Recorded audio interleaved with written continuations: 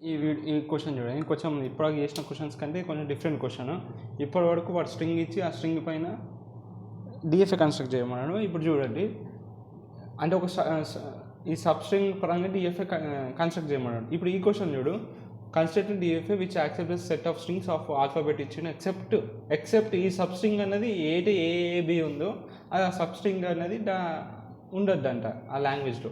So not continuing a substring of అదే అట్లా except అని అనొచ్చు, ఇప్పుడు not continuing a substring of AB అనే సబ్ స్ట్రింగ్ దాంట్లో ఉండదు.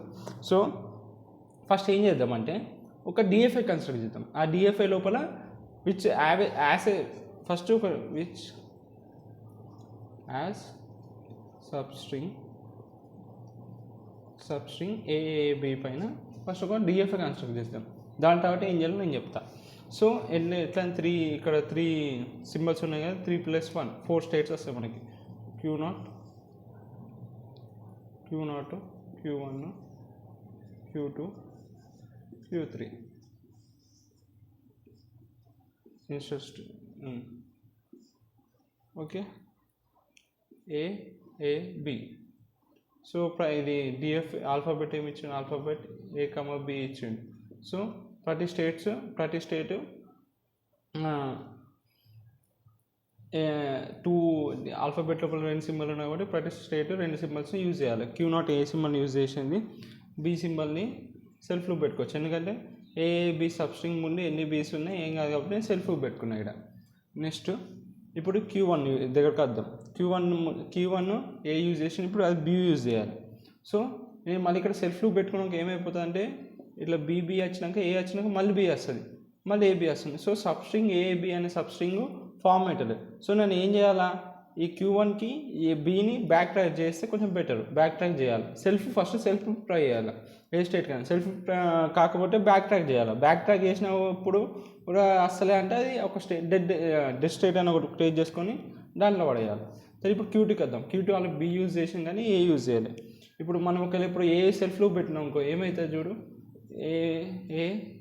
ఎన్ని ఏస్ అని వస్తాయి తర్వాత మళ్ళీ బి వస్తుంది. సో సబ్ స్ట్రింగ్ ఏబి అనేది ఫామ్ అవుతుంది. సో నేను సెల్ఫ్ లూప్ పెట్టుకున్నాడా.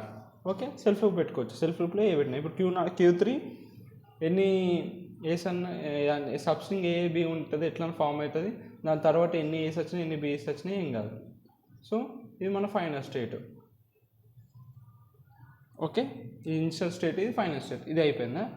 ఇప్పుడు మన సొల్యూషన్ ఇది కాదు. వాడు ఏమంటున్నావు, which except the substring of AB. ఈ సబ్ స్ట్రింగ్ లేని కావాలి. సో విచ్ ఇప్పుడు గీద్దాం correct. Except the substring, except ఎందుకు మీకు సరిగా అర్థమవుతుంది అనుకుంటా. ఇట్లా not containing the sub string AB.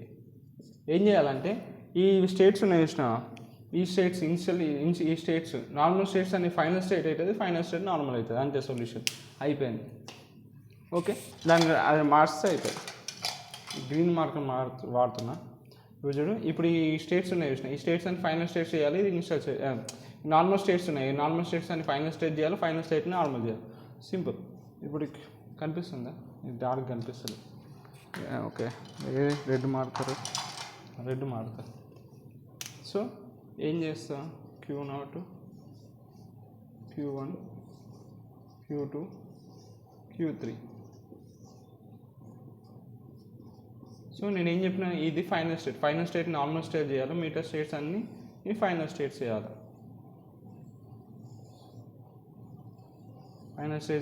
మిగతా అన్నీ అట్లా సేమ్ యాసిటీస్ ఉంటుంది. ఇది ఇక్కడ ఎట్లుందో అట్లనే వస్తుంది. బి ఇక్కడ ఉన్నది రాసేస్తున్నా, జస్ట్ స్టేట్స్ మార్చాలి. బి ఇదే మన ఫైనల్ సొల్యూషన్. ఓకే, ఏం చేయాలి, నేను నార్మల్ స్టేట్స్ని ఫైనల్ స్టేట్ చేయాలా, ఫైనల్ స్టేట్ని నార్మల్ చేయాలి. అప్పుడు ఇది ఫైనైట్ ఆటోమేట్ ఏంటిది, ఈ finite automate which containing a substring of AB. దాన్ని ఇప్పుడు ఇట్లా చేసినావు, normal state final state normal చేసినావు, అప్పుడు ఏమైపోతుందంటే ఇదే మన సొల్యూషన్. ఇప్పుడు ఏమైపోతుందంటే సబ్ స్ట్రింగ్ వచ్చిన యాక్చువల్గా ఏమవుతుంది అంటే ఎక్కడైనా ఇట్లా ఒక ఆల్ఫాబెట్ ఉంటే ఇప్పుడు సపోజ్ ఇప్పుడు మనకి ఏమేమి ఫామ్ అవుతుంది ఏబి.